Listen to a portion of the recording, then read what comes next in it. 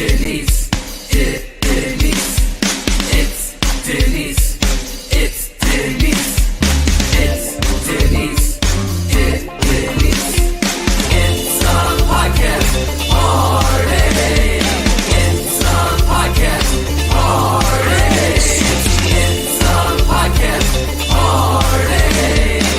I gotta say, I feel like we're besties now after this. What's up, guys? It's Denise Salcedo. Hey there, everyone. Welcome to the show. It is Denise. You are listening to Speak Now Pro Wrestling here on Tuesday, February 21st on F4W Online. And we are going to be chatting about NXT here today. It's Tuesday. You guys know the drill. It's all about NXT today. And we're going to start off by kind of just an overall, I guess you can say, thoughts on NXT. And really, it's that today's show, like, it wasn't a bad show at all. It wasn't a bad show. It was kind of there. There were a lot of things that I did like. There were just some things that I was a little bit disinterested in. But for the most part, we're moving along. We're heading into Roadblock and then, making our way to NXT Stand and Deliver, which is going to be taking place during WrestleMania weekend. So for the most part, I feel like this is going to be a pretty quick show because there's some things that I think is going to take a little bit of time to talk about. But for the most part, I feel like it was a pretty straightforward show here tonight, so it'll be an easy breezy one. But before we get into everything today, just a heads up, everyone, I will be back tomorrow on Wednesday to chat about AEW Dynamite. That's usually my most popular show of the week, so please make sure that you guys are here hanging out, chatting some wrestling with me. It's always a really good time. And then on Friday, I will be back to talk about Smackdown and Rampage, and we will be back at a normal time since last week Rampage was on at a special start time. This time it'll be back to the normal start time for Friday.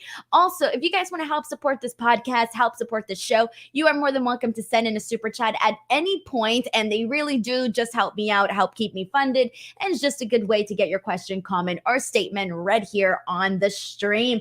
But let's go. Let's get into today's episode of NXT. I'm going to go in a nice chronological. Oh my God, I can't talk today. I'm going to go in a nice chronological format and get into Trick Williams versus Ilya Dragunov.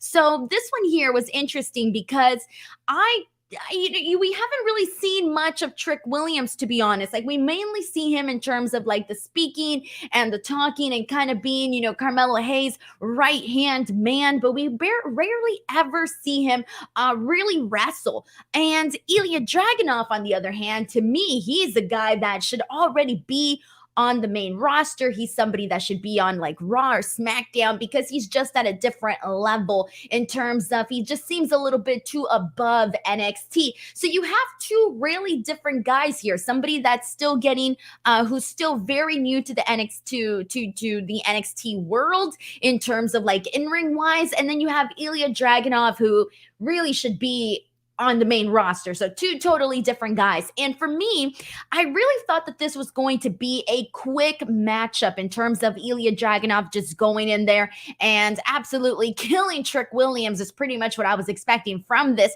And they actually gave Trick Williams a little bit more offense than I honestly expected in here. And it was a little bit hard to buy because, again, you have Trick and Ilya who are just on two totally different levels, on two totally different planes right now. And so it was a little hard to buy. So even though I know that the Performance Center crowd, they were really interested in this match. I think at one point we even got like "This is awesome" chants. I kind of felt like I wasn't necessarily as invested into this one just because I really couldn't buy a lot of what we were getting in here. Like, to me, I just see Ilya Dragunov just so much more dominant. So it was a little bit hard for me to even buy this matchup, but it wasn't like necessarily too bad. I also did like Trick Williams coming out and cutting his promo right beforehand and letting people know like, oh, you guys think that I just know how to talk. Well, guess what? I can do more, that sort of thing. So I did like that he did this. And pretty much after this matchup, we ended up seeing like a little stare down between Ilya Dragunov and JD McDonough. And that's been the feud that we've been, kind of this is the feud that we've been seeing start to brew once again. So I'm okay with this. This was fine. This was a fun little opener for NXT. Nothing much else to really add about this other than I'm looking forward to Ilya Dragunov and JD McDonough, but I've already said that like 100 times, so it doesn't even matter anymore, but it's still something that I'm looking forward to, but let's see what people are saying here on all of this. Let's see. We got Raphael Smith. Raphael, thank you so much for all of your consistent support. I see all of your comments on YouTube. I appreciate you so much. Raphael says Ilya Dragunov is going to the main roster ASAP. He should have been on the main roster a long time ago. Ryan Barefoot says, yeah, not a knock on Trick or anything like that, but this match should have been like half the runtime it did. And that's a little bit of the truth though, because even if it was somebody like, I don't know, even Von Wagner has gotten more of these, more of a chance to showcase himself. And that's somebody that I feel like, has been a little bit, I hate to like just throw Von Wagner under the bus for no reason, but really though, we haven't seen much of Trick Williams in the ring. So I almost feel like I just couldn't instantly buy him against Ilya Dragunov. So that was a little bit of a struggle for me because I feel like you can see Trick Williams, pretty much in there with anybody and kind of just to warm it up so that when you do have this match with Ilya Dragunov, it feels a little bit more believable, So that's a little bit of where I was on all of this. And let's see what else we got here. We actually got a super chat from David Kaplan. Thank you so much to David for kicking us off here with our first super chat of the evening. And David says, hello, are you going to WrestleMania? And if so, excited. Of course, I'm going to be at WrestleMania. It's in my hometown of Hollywood, even though it's technically going to be in Inglewood. SoFi Stadium is actually in Inglewood, by the way. And then all the other WWE events are going to be taking place at the former Staples Center, which is now known as Crypto.com Arena. And that is in downtown LA. So it's going to be very scattered in case you guys are not familiar with like the greater Los Angeles area. It's going to be very scattered, but I can't wait to talk a little bit more about, we'll be talking a little bit more about WrestleMania today because later on the show, we did get a bunch of previews for the WrestleMania spoofs that we've been seeing. We officially have already seen the Becky Lynch, Seth Rollins one, but today we got a little bit more previews on what we can expect once we get like the full spoofs for some of the other ones that are coming up. But yes, I will definitely be at WrestleMania since it's 20 minutes away from my house. We got a super chat here from Sheldon Jackson. Thank you so much to Sheldon, who I just met about a week ago. So thank you to Sheldon, who says, it felt like a test for Dragunov to see if he can get something out of somebody who is still relatively new to the business. Hey, you know what? I like this. Thank you so much for pointing this out because honestly, like here's the thing. I don't think it was a test by any means because I think Ilya Dragunov can get a good match out of anybody. I mean, Ilya Dragunov can get a good match out of this podcasty mic here. He can get a good match out of anybody, but I do like your perspective here where it was maybe it was just like I don't want to say it was a test. I don't want to say it's a test, but I do like where you're coming from in terms of just seeing what you can get out of this kind of a little bit of an odd pairing, right, for a matchup. But you know what? I like this super chat. Thank you so much to Sheldon Jackson, bringing in some positivity here. Over here, Negative Nancy was like, I don't buy this match. So thank you to Sheldon for sending this in. But let's go ahead and move on from here. And everybody's pointing out the same thing, that it's actually a fair point that Sheldon Jackson just made. So shout out to Sheldon. That is a fair point. But let's press on from here because after this, we got probably one of my favorite portions of NXT here today. Now, I've always said this a bunch of times, but I think NXT does a really great job of like these vignettes and all of they get very creative when it comes to these things. And, all of the vignettes and the promos and things that they do to kind of add to the story and add to the characters. I've always thought they really did a good job of that. And this is something that, we're always talking about the main roster and NXT, main roster and NXT. This is still something that I would very much love to see incorporated into the main roster a lot more because we don't really get stuff like this on Raw and SmackDown. And, we've talked about this before. If we get it, it's like once in a blue moon. It's not very often versus on NXT. We'll get several of of them per show. And I do think that it adds a lot to the stories. It adds a lot to these characters. It's definitely something I would like to see the main roster pick up just a tad bit more.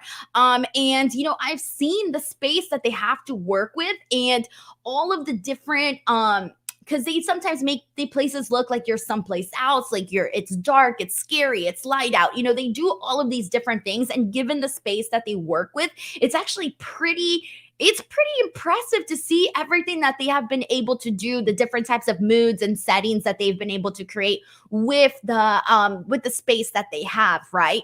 So anyways, we got this one that I absolutely loved, and this was between Meiko Satomura and Roxanne Perez. So as we know, their match is happening apparently at Roadblock, and I didn't even realize it was going to be happening at Roadblock.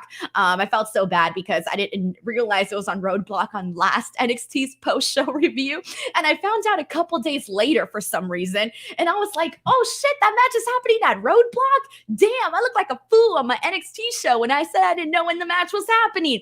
So apparently that's when it's happening. Anyway, so Meiko's doing this, training seminar with a bunch of students, this and that, right? And she's teaching people, to go the way that she does, go hard the way that she does, right? So then, she's about to get her class started, and then Roxanne Perez pops in all happy, and she's like, "Hey, I'm here to take the class." So she comes in and she trains, she does the training, right? So this first portion, we're seeing them go through like all this intense like cardio and all of these things that they have to do, like 1,000 squats and things that would, kill you and I here. And so they're doing all of these crazy things, right? And what started off as an entire class quickly dwindled down to like 3. And then finally there was 2 left, with the last person being Roxanne Perez.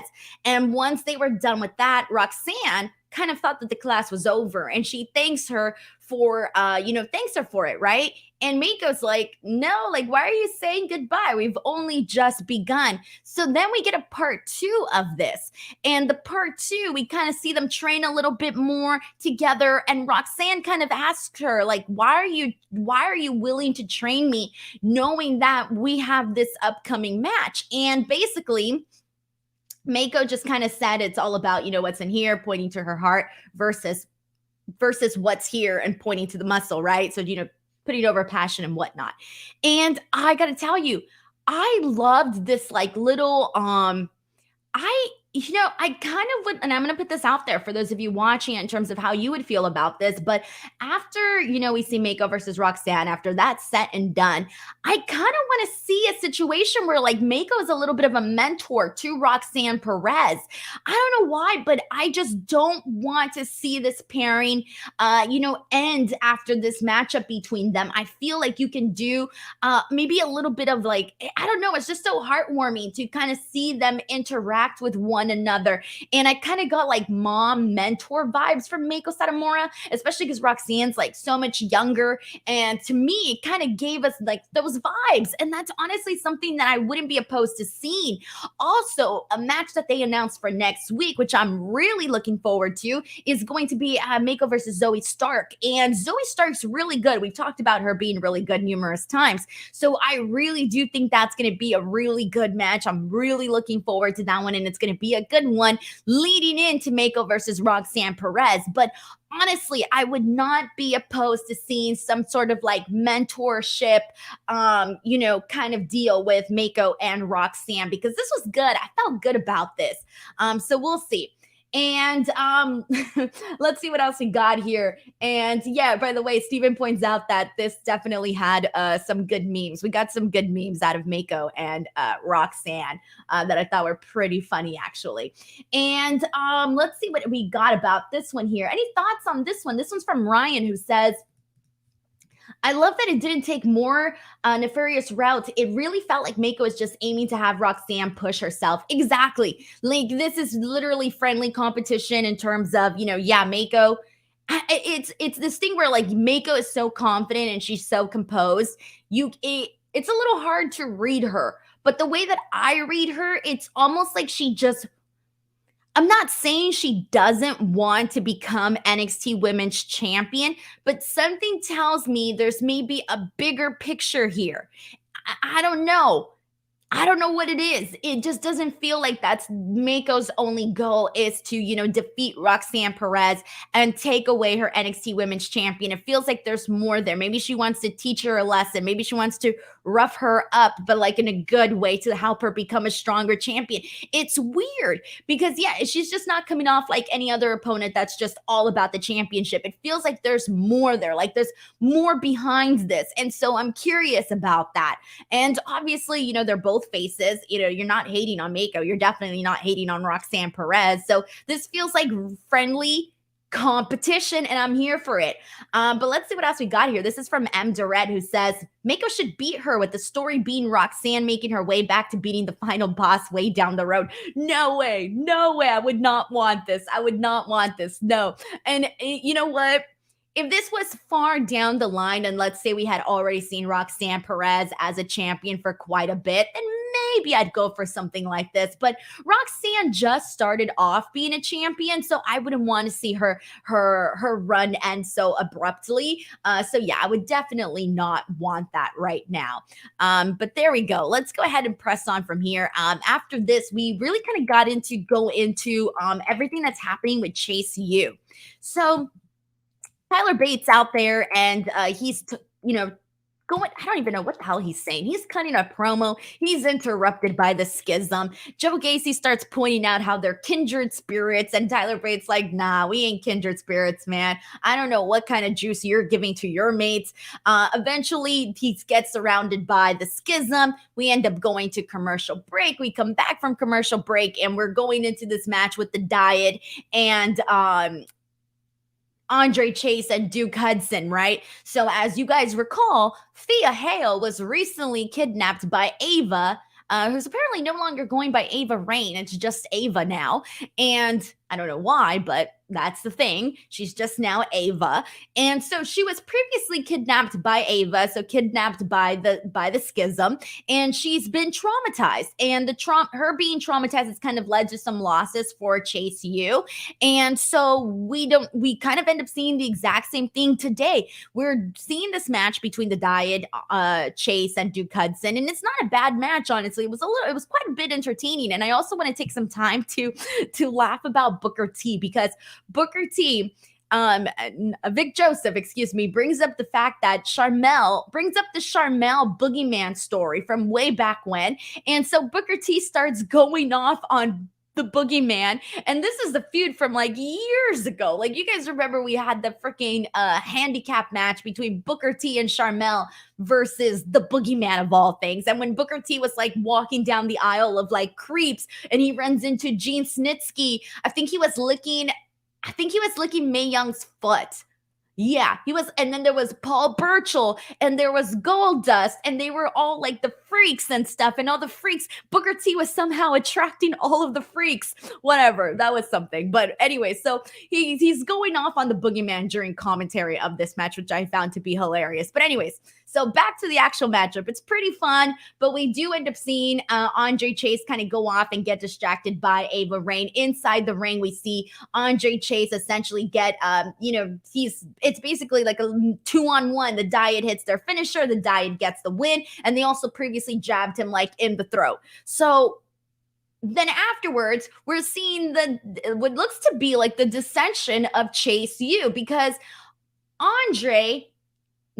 Duke Hudson starts yelling at Andre Chase and starts telling him that Thea Hale needs to grow up, that he needs to let Thea Hale grow up.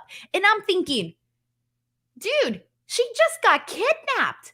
She is the only person in NXT history that I can think of that got kidnapped and legitimately shown some signs of trauma.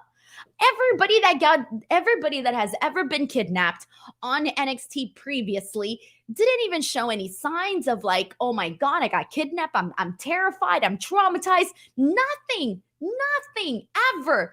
And Thea Hale, it's like the only one. And so now she's reacting to this trauma, and Duke Hudson's like, she needs to grow up. So you're telling me that kidnapping is a rite of passage on NXT?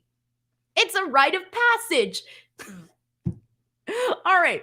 So clearly He's the heel here. We've been saying this from the beginning. We were expecting for him at some point to turn on Andre Chase and Thea Hale. Duke Hudson has always been a little bit, you're not really so sure if he's a good guy or not. And for the most part, I feel like he's been dropping a lot of hints that he ain't the guy that that Andre Chase claims to think he is, or that Thea Hale even claims to think he is. So I'm still like, I haven't trusted Duke Hudson at all in any of this. And now that he's trying to blame Thea Hale, oh, hell no. I'm not here for that. Thea Hale is my favorite person every single week now on freaking TV. But anyways, apparently kidnappings are now a rite of passage on NXT. You get kidnapped, don't complain. You got to grow up, apparently, according to Duke Hudson. We got a super chat here, super chat from Ernie Phoenix 23. Thank you so much, Ernie, who says this is more about teaching her fighting spirit. No, she just got kidnapped. It's been 2 weeks, man. 2 weeks. If somebody got kidnapped and then, survived and they came back to you, are you going to be 2 weeks later telling them, grow up, get over your trauma? No, you're not. You're not going to do that. Ernie, but I get what you mean because, okay, look. Thea Hale, one of the things that she was talking about previously was having to confront the fear, and this and that. I get it, but it's still funny to talk about. Ernie Phoenix, thank you so much for sending in this super chat. It's much appreciated. All right, so, man, we got a super chat here from Heidi Ho. Thank you so much to Heidi Ho. It says, sorry I'm joining late. Has anyone had a Tiffany Epiphany on here yet? A Tiffany Epiphany. I love that. It rhymes. It's great. I appreciate that a whole lot, Heidi Ho, for sending this in. All right, so, and... oh, sorry about that. I misunderstood Ernie Phoenix's 23 super chat. Someone says that it was actually about Meiko and Roxanne Perez. Oh, Ernie, I'm so sorry. I thought you were talking about Duke Hudson and what's her face? Thea Hale. Oh, this makes more sense now. No wonder. And I'm here going off about a 2-week trauma. Okay, thank you. You're right. This makes much more sense now. No one, I was like, what? Yes, fighting spirit. I think Roxanne Perez does have the fighting spirit, though. If she didn't, she wouldn't be NXT Women's Champion. But yeah, I get it where you're coming from more of the mentor type of thing. Okay, so glad we clarified that. Very happy we clarified that because I was here like, what? 2 weeks and you got to be over your trauma? What? Okay, let's move on from here. Let's see what else we got. So anyways, I'm sensing the breakup here of Duke Hudson and Andre Chase, all right? Because the last thing I want to see is Andre Chase turn on Thea Hale. Let me tell you, I will be so freaking pissed if they do that. If they have Duke Hudson manipulate Andre Chase into turning his back on Thea Hale, and then oh my God, what if he turns his back on Thea Hale and then Thea Hale becomes some emo outsider? That would be pretty messed up, man. Think about it. The group couldn't handle her anymore because she was too sad. So she just becomes an emo outsider. Man, that would be really messed up. But you know what? It would get a reaction out of me. Let's see what, let's press on from all of this, man. All right. Let's get into Sol Ruka. She's got a vignette. Ruka's freaking cool. We say this every week, but they've been sharing a little bit more about who she is. And this week they show a video of her practicing a handstand on a skateboard. And during this, she's basically talking about how, the NXT roster is so diverse and how everybody's so different. And they show little shots of all the different women on the roster. And, she's basically saying if, we were all the same, things would be boring, and how she's always trying something different every day. And, she loves when she can accomplish something that, was not easy to do. And throughout the whole time, she says she does stuff that she sees on TikTok and she tries to accomplish all of these, tricks and stuff, even if it takes her hours. And then finally we see her execute this handstand on a skateboard. And from here on out, she ties it into saying yeah, she lost her match against Zoe Stark previously, but basically she wants another shot at Zoe Stark. So I'm assuming we're going to get that at some point once again. Definitely not next week because Zoe Stark will be facing Meiko, but maybe after that, maybe for Roadblock, we'll get Ruka and Zoe Stark. But I've said this before and I'll say it again, though, is that I'm really excited about a lot of these women on the NXT roster. Like, there are so many people. I'm pretty much excited about everybody. Like, I love Ruka, Tiffany Stratton, Thea Hale, Roxanne Perez, Cora Jade, Isla Dawn, Alba Fire, Jacy, Jayne, Gigi Dolan. When you think of all the women right now that they have on NXT that are doing pretty damn good or like are on the precipice of even getting better, it's pretty exciting to see the lineup of girls that they have. It's pretty cool. But anyways, so kudos to that.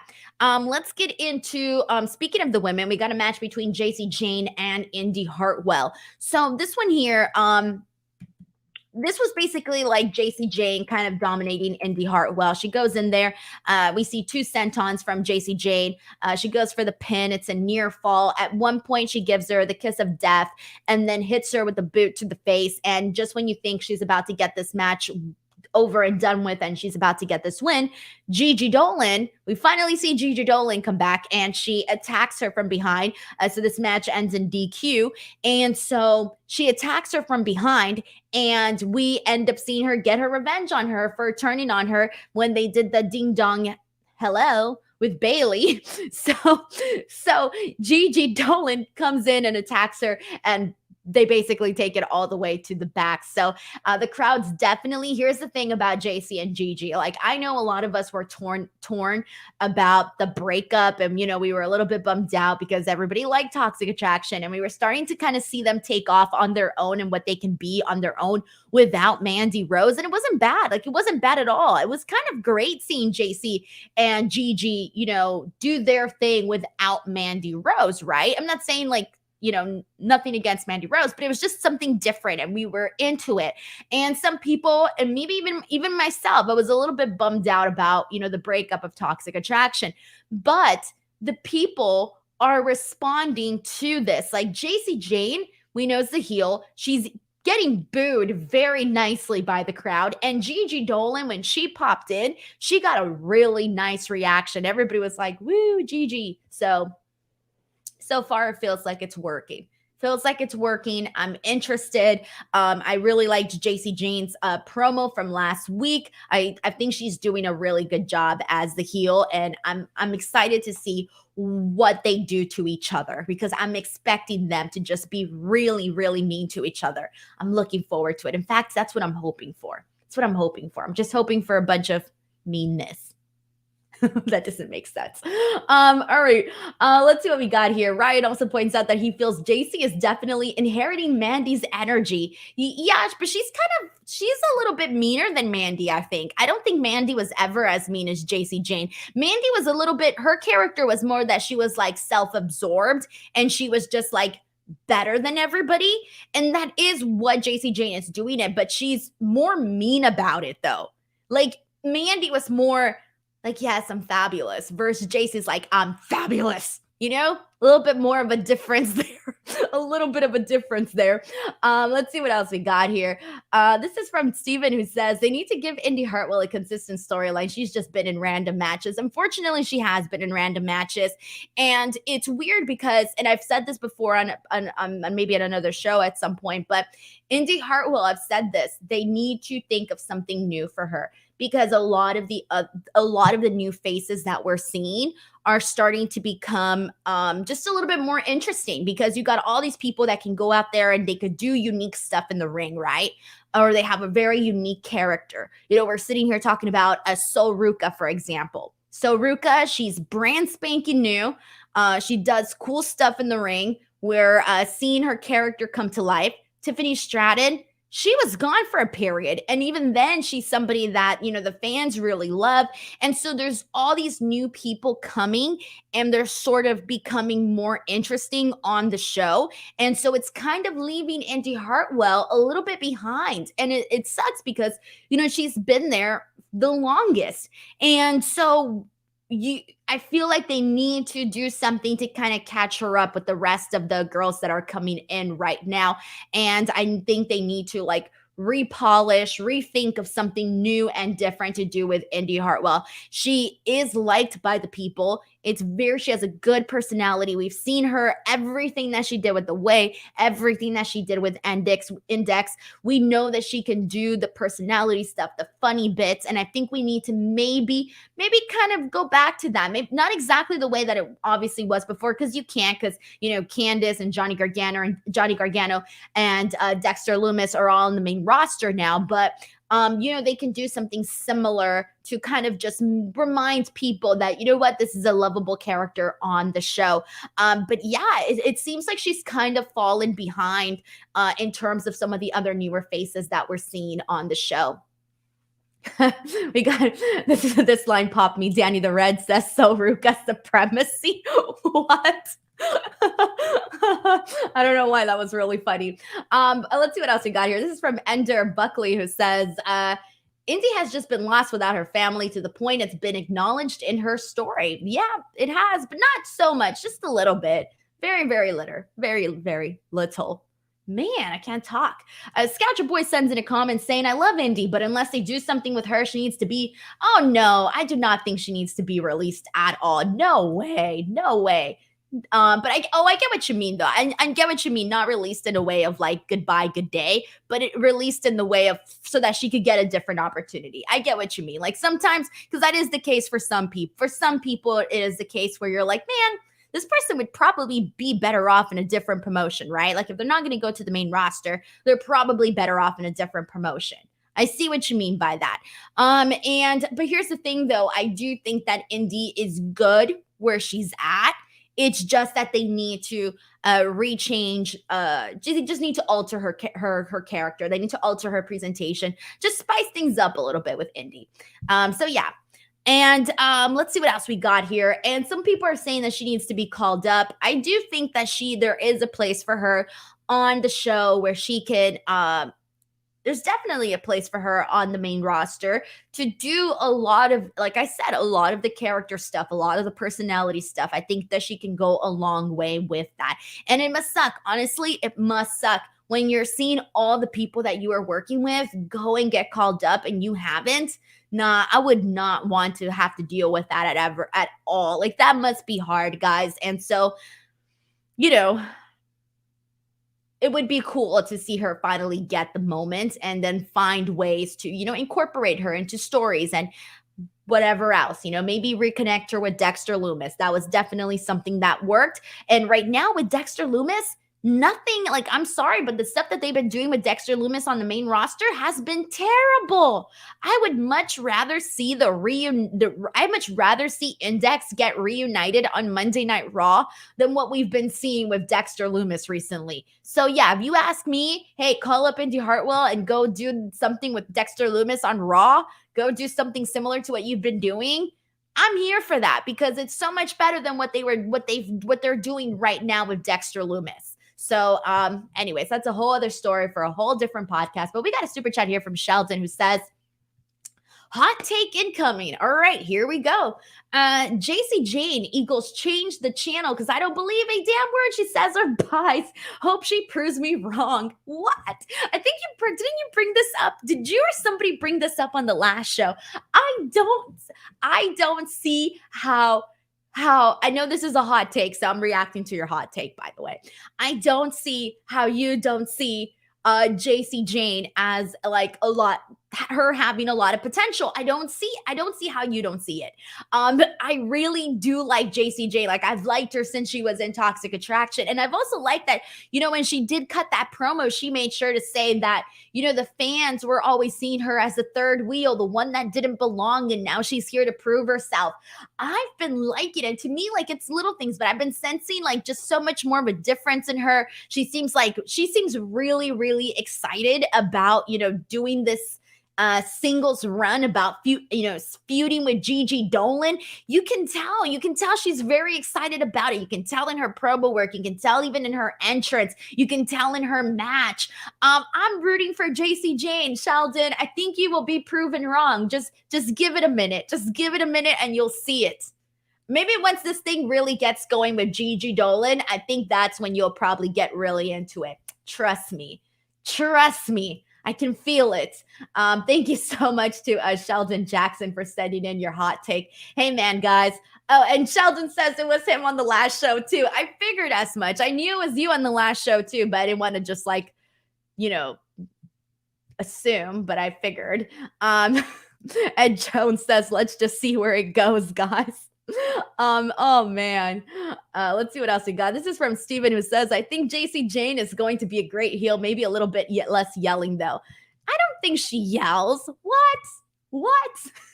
But then again, that's what I'm always accused of too. Although I do get loud.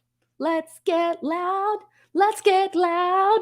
Turn the music, don't you hear that sound?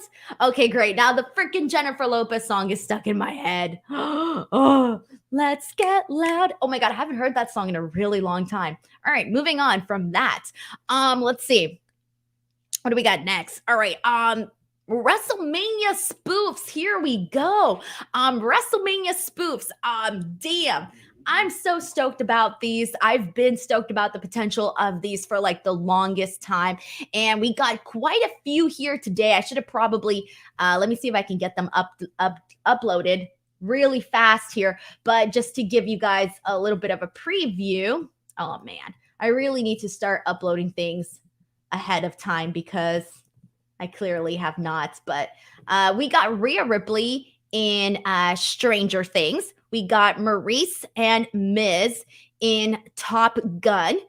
And here's Rhea Ripley on Stranger Things. We got, oh, that's the original. We got the 40-Year-Old Virgin, which was the Brawling Brutes and Drew McIntyre with Ridge Holland playing Steve's character of Andy. And when he yells out Kelly Clarkson, instead he yells out Ed Sheeran, which was really funny. And so here's a shot of all the guys there in that one.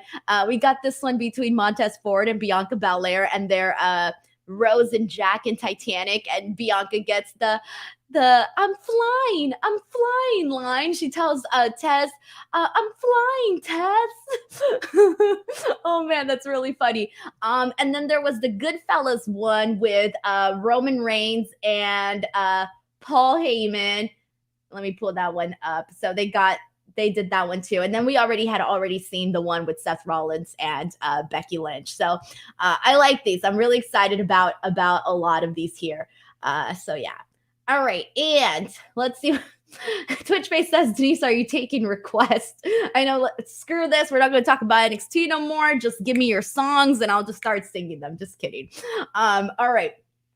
Anyways, I like it. I really like a lot of these little spoofs that we're getting. They seem, I can't wait to watch like the whole thing for all of them. They seem pretty funny. Like the ones that they chose look pretty good, and the castings are pretty spot on. Like I love that they have Rhea Ripley as 11. Like I would have never imagined her as 11. So the fact that they even went there is pretty funny. I'm curious to see Ridge Holland in the role of Steve Carell. Like I forget that his name's Andy in the movie, by the way. So I keep saying Steve Carell. But that character is so freaking funny. And you know, nobody can do comedy like Steve Carell, like the way that he does it. So I'm curious to see Ridge in that little portion of it as well. And then I already know that Roman Reigns is going to kill it. Shit, I already know that. And then what was the other ones? I already forgot. The Miz and Maurice and Top Gun. I haven't seen Top Gun in a really long time. And because hasn't there been like so many? Or am I confused? To me, every Tom Cruise movie is literally exactly the same.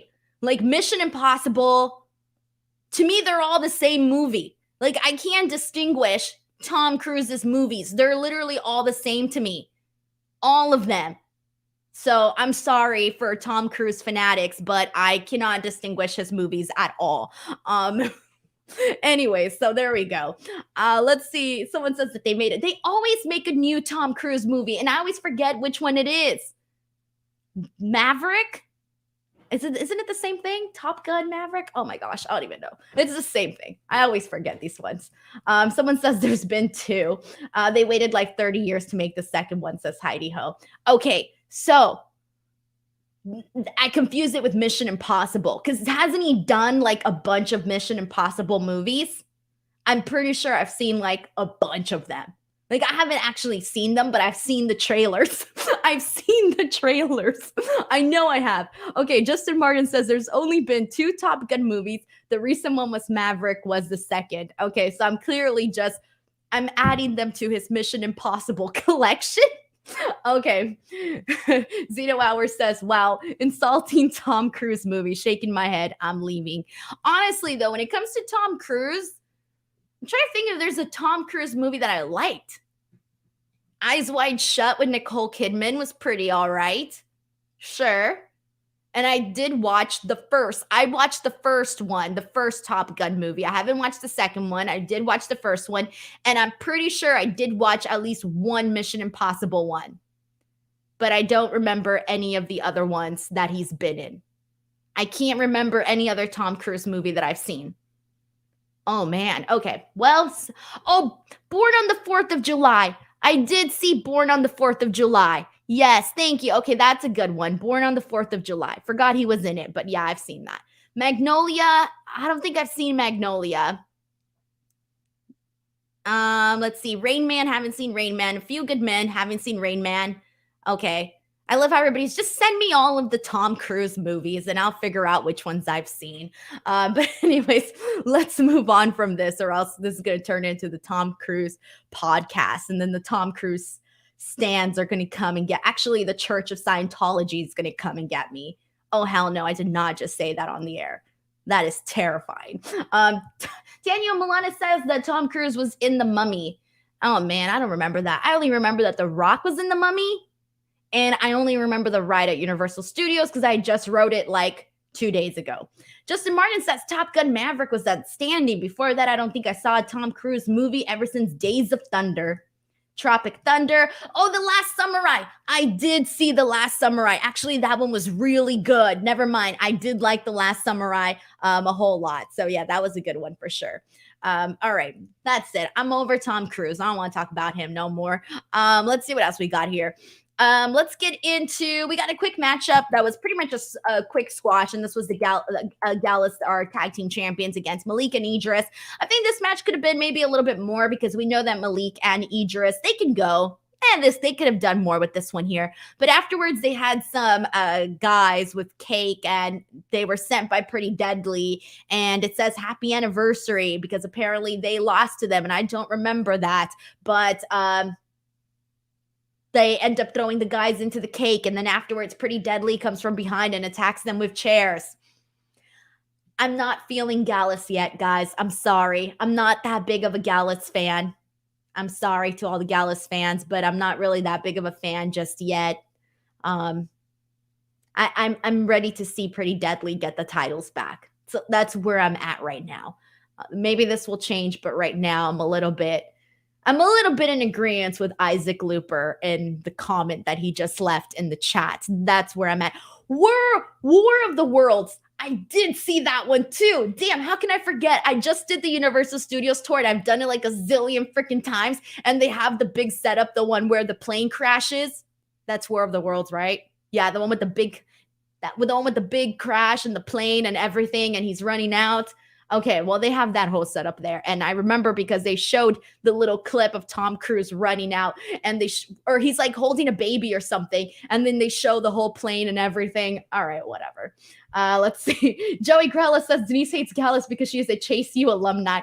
Well, yeah, I hated Chase U for like the longest time. I stopped hating Chase U once I really started liking Thea Hale. Like Thea Hale to me is literally the only reason I care about Chase U. So take that for what you will. Take that for what you will. All right, so let's press on from this and get into Alba Fire versus Alba Fire with Isla Dawn versus Ivy Nile, who was out there with Tatum Paxley. And this was also a pretty quick one. We haven't really seen much of Alba Fire, like wrestling-wise, since she started aligning herself with Isla Dawn. They haven't really, kind of told us really what's going on between Isla Dawn and Alba Fire. So she goes in there and this was actually pretty interesting because Alba pretty much gets this win very fast. And for some reason, I think that, because we've been seeing so much of Ivy Nile, I really wasn't expecting her to lose so quickly to Alba.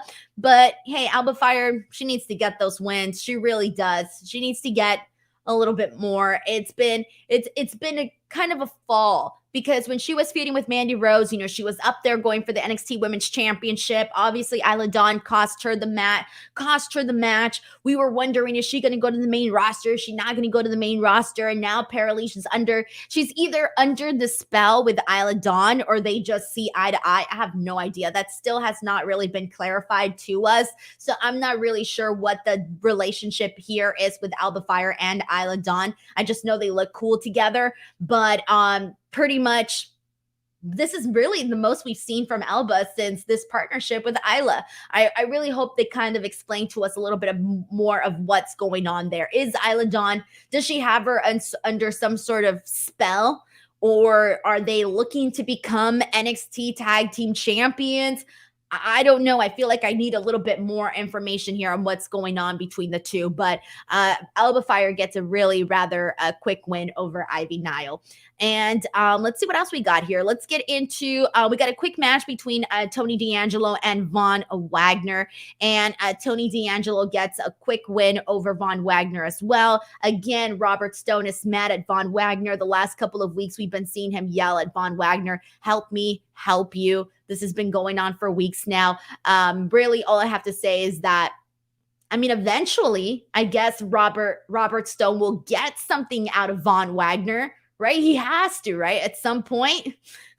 Bless his heart. He's trying, man. He really is trying. I do think that I've already had a little bit more of an interest in Von Wagner since the pairing of him and Robert Stone, because I always find it funny that Robert Stone's like, "Help me, help you." It's always pretty hilarious. But afterwards, Tony D'Angelo does issue a challenge to Dijak for a jailhouse street fight taking place at NXT Roadblock. And that's going to be good. Obviously, he wouldn't issue the challenge unless the match is actually going to happen. It's still not yet official, but chances are it's going to become official. And I always feel that Tony D'Angelo does best in these situations where we have like weapons involved and, any sort of street fight. Tony D'Angelo tends to deliver a little bit more when there's like weapons and, stipulations involved versus just a simple, one-on-one.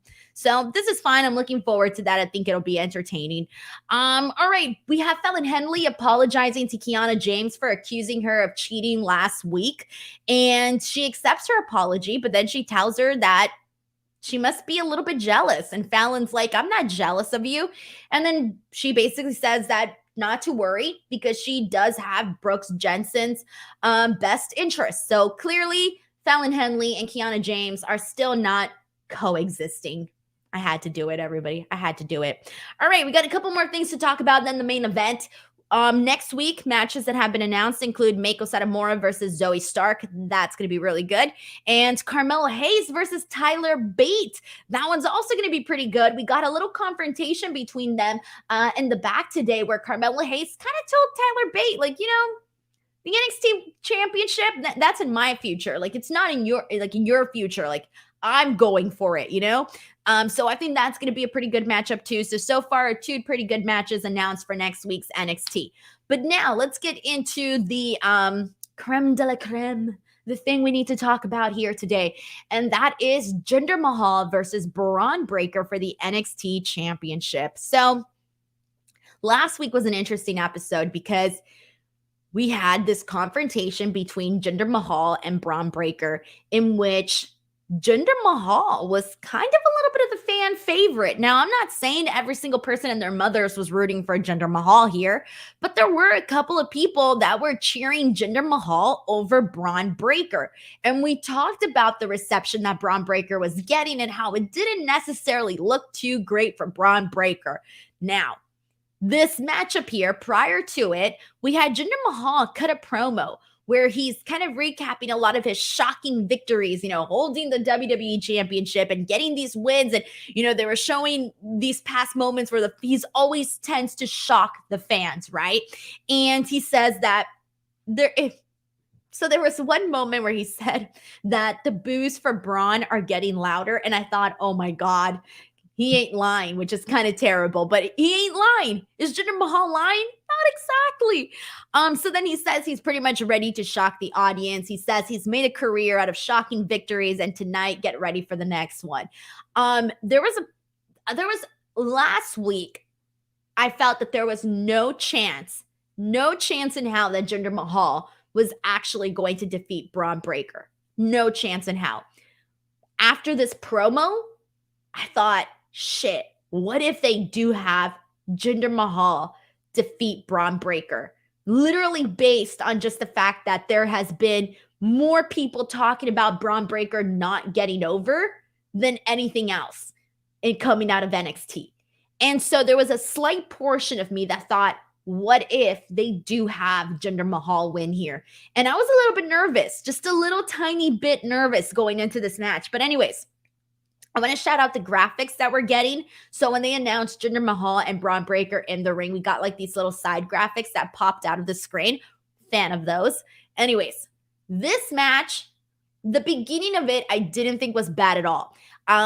They started it off good by showing everything that Bron Breakker does very well. Bron Breakker, when he's like moving at a fast pace and doing all those high impact moves, he's very entertaining to watch. And so they kicked it off really good. He goes in there, leapfrogs, shoulder tackle from Bron Breakker. Jinder then goes for a leapfrog, but Bron Breakker catches him and then like freaking a spine buster onto the mat from Bron Breakker. Then we do see Breakker go over the top rope, taking out Sangha and Veer. So it was a really, really good start for Bron Breakker. Finally, back in the ring, we see Breakker and Jinder both go for a clothesline. They both end up clotheslining each other. Sangha and Veer once again tried to get involved in this match. So the Creed brothers come out. You guys know they've been feuding. So the Creed brothers come out. They eliminate Sangha and Veer from the outside as they kind of brawl out, and we go to commercial. Back from commercial, we're still seeing Bron Breakker dominate. Bron Breakker gets these bunch of German suplexes on Jinder Mahal. Finally, there's a point where Jinder Mahal gets him with a high knee to the face. Vertical suplex, goes for the pin, another near fall. Finally, Jinder just starts slapping Bron Breakker. Breakker then finally hits the Frankensteiner, and then a little bit. This is the ending. I actually thought that, like I said, the better portion was really the start of this match. But by the time we got to Bron Breakker with the spear, I thought the match had actually died down a little bit, and I thought the spear was a little bit weak. But whatever, he hits the spear, he gets the win, and Bron Breakker retains his NXT Championship. And I'm like, woof, we could breathe now, we can relax. Although here's the thing. I was a little bit conflicted here because part of me was like, we can't have Jinder Mahal win. This would be a complete and utter disaster. Do not do this. You can't do this. This will just get worse and worse. And this doesn't make sense. If we want Carmelo Hayes versus Bron Breakker at NXT Stand and Deliver, they can't have Jinder Mahal win. And so my rationale was all of that going into this match. And as this match was progressing, those were the thoughts that I was having in my head. But then there was a little devil on my shoulder. Literally, my little devil was like, I hope Jinder Mahal wins so that there could be chaos on the internet and so that I could have something really dramatic to talk about on today's post show. So don't ask me any questions. My little devil was definitely speaking to me. But Jinder Mahal does not win. Bron Breakker retains his NXT Championship. And then after this, we see Carmelo Hayes up on the little stage, up on the little platform, and it kind of seems, because I think he has a mic on his hand, and it kind of seems like he's about to maybe say something to Bron Breakker, right? And then WWE pulled the Super Bowl to-be commercial prank on us. You guys, for those of you that saw the Super Bowl, if you were one of the 115 million people that tuned in, if you were one of those, there was a commercial that Tubi did where it kind of seemed like I was tricked while I was watching this. I thought that when I watched the Super Bowl and they did the Tubi thing, I thought that somebody had sat on the controls, somebody pressed a button somewhere, that the TV was malfunctioning. And so they did that. They did that exact same thing. But instead you were seeing, I think it was the Peacock or something, or is it the network? I don't even remember, but we were seeing them like switch the channels on the screen. And I'm thinking, wait, did I do that? I fell for it again. And I'm like, this doesn't make sense. I'm watching on Sling. I don't even got these functions on this TV. And so it did throw me off just a tiny bit, but it ended up being Grayson Waller, who's been, acting like a bad boy. He's been misbehaving. He's been a little bit of we talked about this previously, but it seems like Shawn Michaels may be getting a taste of his own medicine. And I think that's the story that they're going with, where Grayson Waller's maybe give him a little bit of a headache, and that seems to be what they're doing with Grayson Waller and Shawn Michaels and all of that. So Grayson Waller ends up basically crashing the production truck, ruining the show, cutting off the live feed, takes over, and he starts going on and off and ranting. And then he finally says that, I think he said that at Roadblock, he's going to do a special Grayson Waller effect show with Shawn Michaels or something. That's what I understood from that, unless I wasn't listening well enough. But that's how the show closed out, and that was that. Bron Breakker, Carmelo Hayes is what we want to see at NXT Stand and Deliver. I think Carmelo Hayes is the person that everybody wants to see as NXT champion. I hope we get there, and I think that we will. And I think they're just kind of, they're going to give us a little bit of a tease tonight, but clearly they're going to take a little bit of time to get there, finish off this whole thing with Grayson Waller, or at least, until Grayson Waller segues into something else. But that was NXT for today, February 21st.